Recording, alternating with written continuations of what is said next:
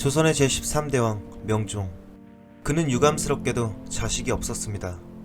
아들이 한 명 있었지만 10대에 요절하는 바람에 후계자를 선택할 수 없었죠.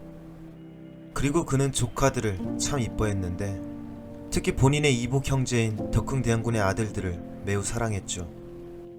그리고 어느 날 명종은 덕흥대원군의 아들 3명에게 본인이 쓰고 있던 익성관을 벗고선 한번 써보라고 명을 내렸습니다. 그러자 첫째와 둘째는 차례대로 썼지만 막내 하성군은 쓰지 않고 말했죠. 이것은 임금님이 쓰시는 것인데 어찌 제가 감히 쓸 수 있겠습니까? 이에 감명을 받은 명종은 생각했죠. 아, 이 총명하고 겸손한 아이가 나의 후계자구나. 그리하여 명종 다음으로 이 하성군이 1567년 임진왜란의 주인공 조선 제14대왕 선조가 됩니다. 사실 조선에선 그동안 모두 왕과 왕비 사이에서 태어난 자식, 즉 적장자인 왕자들이 왕위에 올랐습니다. 하지만 선조는 할아버지인 중종의 손자지만 왕비가 아닌 후궁의 후손이었던 거죠. 그리하여 조선 왕조 최초로 후궁의 자녀가 왕위에 오르게 된 것입니다. 하지만 이는 선조에게 죽을 때까지 콤플렉스가 됐고 훗날 자식들이 모두 비극을 겪게 되는 이유가 됩니다. 선조 시대에 매우 중요한 사건들이 아주 많이 일어나게 됩니다. 먼저 그동안 살인파들이 몰살되는 4번의 사화를 겪었지만 끈질기게 다시 일어나 훈구파를 역사 속으로 사라지게 한 후 결국 살인의 시대를 만들게 됩니다. 곧 죽어도 올바른 성리학자들인 선비, 살인파의 시대가 된 것이죠. 그리고 선조는 이러한 분위기 속에서 스스로 학문에 힘쓰고 유능한 살인파들을 등용해 큰 역할을 맡기게 되는데 대표적인 학자 천원지폐 속 인물 태계 이황을 총애했습니다. 그가 죽고선 율곡 이의를 신임하였죠. 이외에도 수많은 성리학자들과 함께 조선을 위해 노력했습니다. 학문과 문화의 꽃을 피웠던 평화로운 선조 시기, 목릉선세라는 말이 여기서 나오게 되죠. 또한 외교적인 측면에선 선조의 거듭된 요청으로 조선건국 초기부터 200여 년간 명나라가 태조 이성계를 잘못 기록한 것을 올바르게 잡기도 했습니다. 한편 훈구파와 싸울 땐 모두 하나가 되더니 얼마 지나지 않아 살인파들은 둘로 나누어지게 되는데 대표적인 자강두천의 대결이 펼쳐졌기 때문이죠.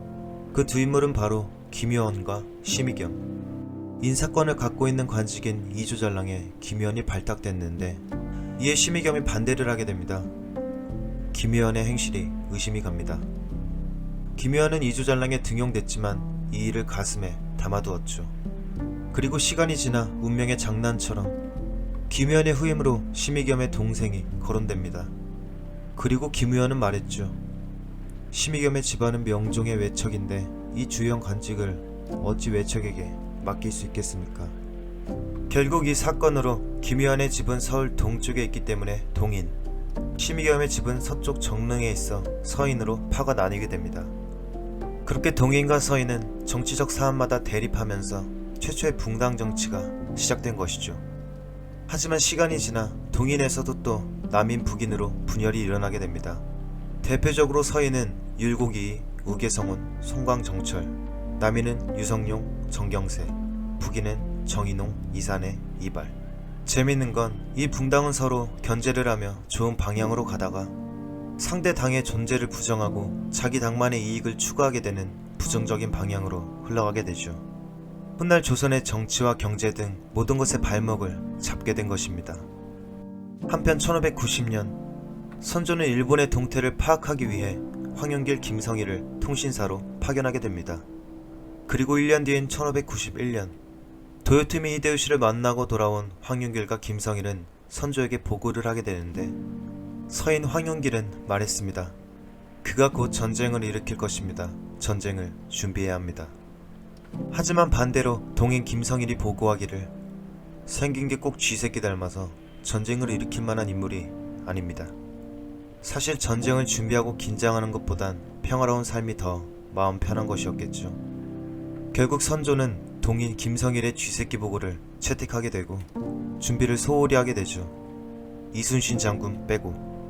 또한 율곡이인은 조선의 무기는 다 녹슬어 있고 병사들 또한 태만하여 위기감을 느껴 10만 양병설을 제안했으나 선조는 이를 무시하고 오로지 왕권 강화에만 집중했다는 이야기도 있죠.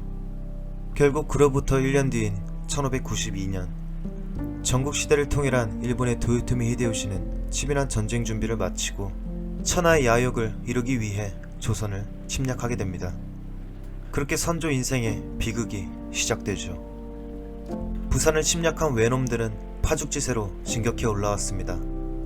선조는 보름 만에 한성을 버리고 개성으로 피난하였으며 평양을 거쳐 명나라 맞닿아 있는 의주까지 퇴각했습니다. 그동안 선조는 왕비의 자식이 없고 후궁의 자식들, 즉 본인 아버지와 같은 서자들만 있었습니다. 그래서 세자 책봉을 미뤄왔지만 만일의 사태를 대비해 평양에서 광해군을 세자로 임명하죠. 그리고 재빨리 도망간 우리 임금 선조. 그래도 명나라에 구원병을 요청했고 이에 명나라는 조선의 군대를 파병하게 됩니다. 애초에 일본도 명나라가 목적이었고 명나라 입장에선 전쟁을 자국이 아닌 조선에서 치르는 게 합리적이었으니까요. 이때 외놈들은 비어있는 한양을 보고 매우 어이없었다고 합니다.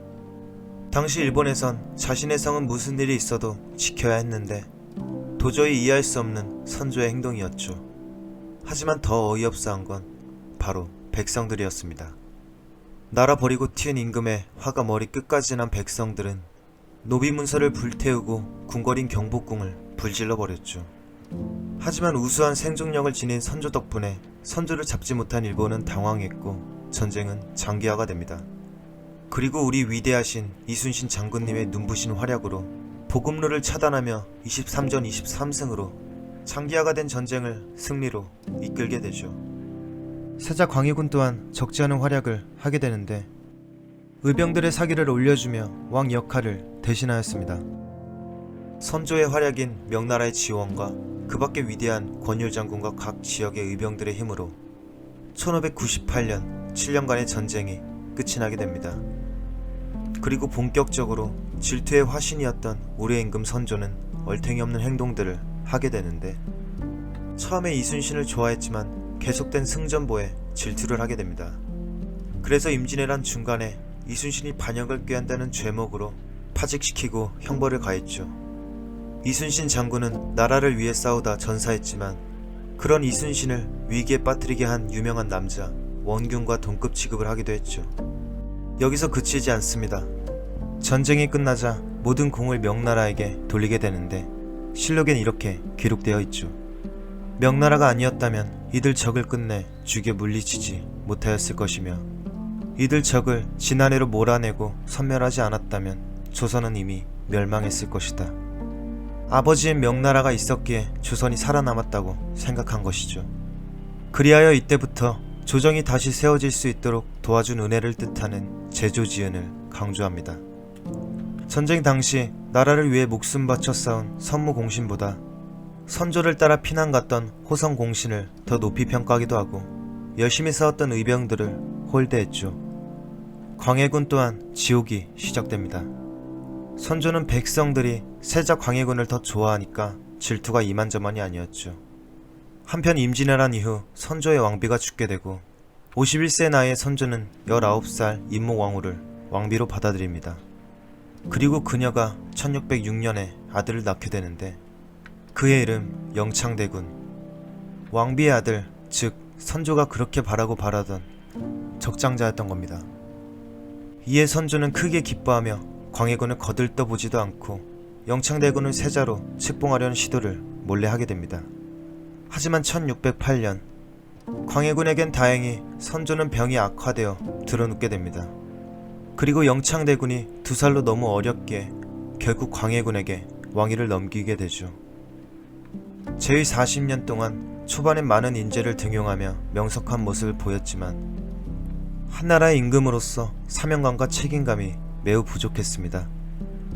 백성들 사이에서도 비겁한 지도자로 불리게 된 선조. 자식을 얼마나 사랑했으면 신하들 앞에서 죽기 전 유언으로 이 한마디를 남겼다고 합니다.